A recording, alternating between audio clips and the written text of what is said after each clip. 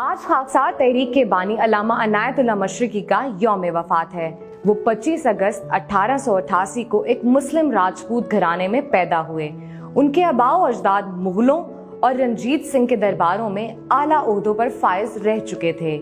उन्होंने 20वीं सदी के आगाज में पंजाब यूनिवर्सिटी और 1912 में कैम्ब्रिज यूनिवर्सिटी लंदन से रियाजी में आला तालीम हासिल की।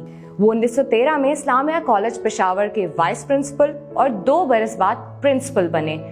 1932 में वो लाहौर मुंतकिल हुए और अपनी सरकारी नौकरी से इस्तीफा दे दिया। उनका मानना था कि अगर मुसलमान अपने आप को अस्करी तौर पर मुनज़्ज़म नहीं करेंगे तो हिंदू उनका खात्मा कर देंगे।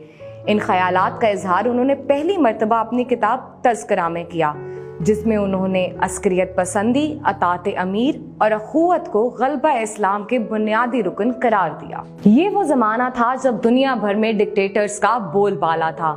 रूस में स्टालिन, चीन में चैंग काई शेक, तुर्की में अतातुर्क, स्पेन में प्रेमो दे रिवेरा, इटली में मोसिलिनी और जर्मनी में हिटलर जैसे लीडर सियासत पर छाए हुए थे।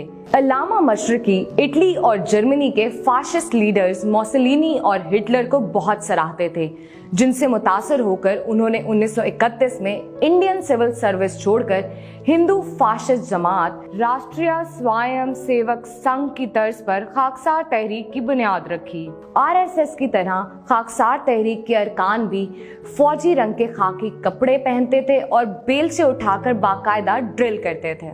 19 मार्च 1940 को खाकसार तहरीक और इसके तर्जुमान रिसाले इस्लाह पर पंजाब में पाबंदी लगने के खिलाफ लाहौर में एक जुलूस निकाला गया।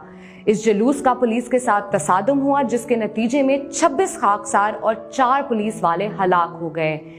उस वक्त अल्लामा मशरिकी दिल्ली में थे। इस वाक़े के फौरन बाद उन्हें गिरफ्तार कर लिया गया।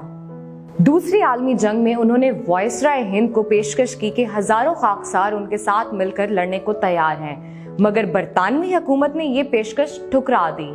जून 1941 में खाकसार तहरीक और इसके तर्जुमान रसाले इस्लाह पर हिंदुस्तान भर में पाबंदी आयद कर दी गई।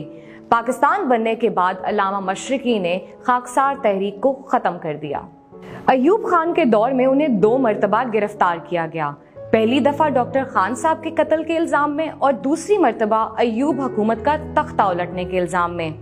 इल्जामात साबित ना होने के बायस उन्हें रिहा कर दिया गया।